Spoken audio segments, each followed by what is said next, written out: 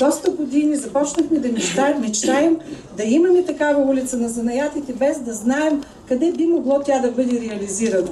Започнахме да мечтаем да направим улица на занаятите в подлеза на Чифте баня. Почнахме да мечтаем, че ще направим такава улица на занаятите на гърба на Джумая джамия. И всичко това е, нали, таки в сферата на някакви фантазии. А то просто си е чакало да дойде времето, да озрее, да спечелим доверието на община Пловдив, да разберат, че ние наистина правим стойностни неща, че наистина, нали, няма да ги похабим. И някаква къща беше изгоряла. И дойде, нали, това време, нали, тази година да вършваме 15 години от възстановяване на регионална занаятчийска камара. Така че просто смятам, че по-добър празник, нали, за нашата 15 годишнина, нали, сигурно не можем и да измислим, колкото и да сме мечтали. Вчера получихме едно писмо от Варна, от наши колеги, които пишат. Искам просто да ви го прочета, защото за мен това е знаково. Пак ни изпреварихте. А ние ще откриваме занаятчийска улица юни месец. Но на вас ви осигуриха стари български къщи, а на нас павилиончета на колхозния пазар. За Варна обаче е голяма стъпка за майсторите. Прочетох ви този пост, защото той говори повече от това, което ще кажа, къде се намира Пловдив в занаятчийството и къде се намират другите градове в страната. Работата на занаятчийска камара Пловдив през тези години беше една битка за спечелване наистина доверие на целия град, на цялата пловдивска общественост, за да може наистина тези къщи, нали, да станат отново улица на занаятите и те, нали, да бъдат част от културния живот на Пловдив, който ще бъде европейска столица на културата. Защото смятаме, че занаятите са част от бита и културата на българският народ. Мястото ще бъде притегателен център за всички жители, за всички гости и най-вече желани ще бъдат най-малките наши гостенчета, децата.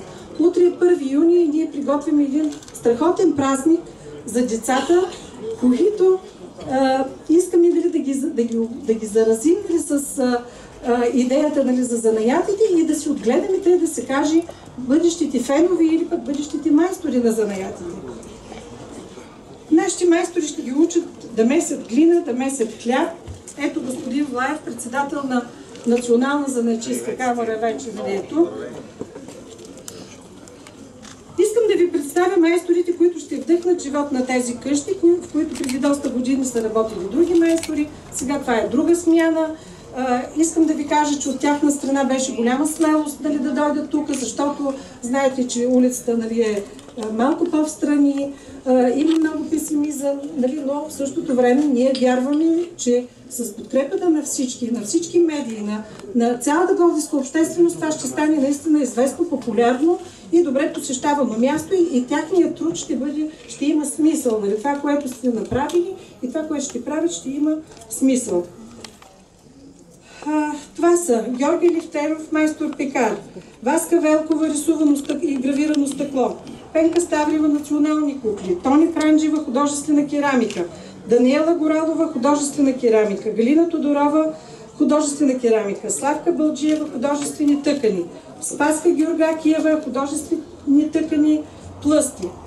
Доцент доктор Красимира Кръстанова, който е един специален наш участник в улицата на занаятите и който сигурни сме ще помогне на всички нас, тъй като занаятчиите са занаятчии, но трябва, нали, и майстор занаятчия, който да разбира и от проекти, и от изобщо, нали, неща, които наистина да правят събития, нали, в тези къщи.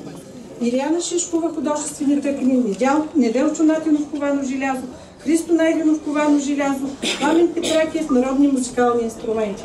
Всички те са тук. След това можете да обиколите ателиетата, да ги разгледате, да видите, нали, всеки ще ви разкаже нещо, нали, за тях. И тъй като всяко начинание започва с водосвет за успех и благополучие, моля отец Апостол да започне на водосвета. Той е истински, да.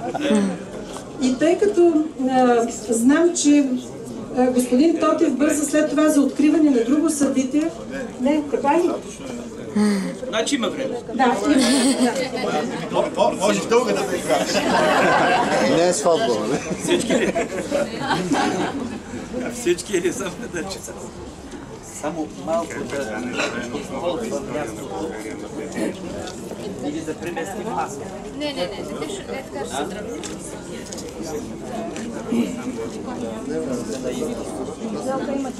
Благословен Бог наш всегда, нині присно во веки веков. Амин. О Господь, явице нам, благословен гряди во име Господне. О Господь, явице нам, благословен гряди во име Господне. О Господь, явице нам, благословен гряди во име Господне. Ето ние грешните и смирените отсъдно сега да прибегнем към Богородица, да падне пред нея покаяние и от дълбочината на душата си да викаме: Владичице, смирице над нас и помогни, обързи, закиваме от множество прегрешени.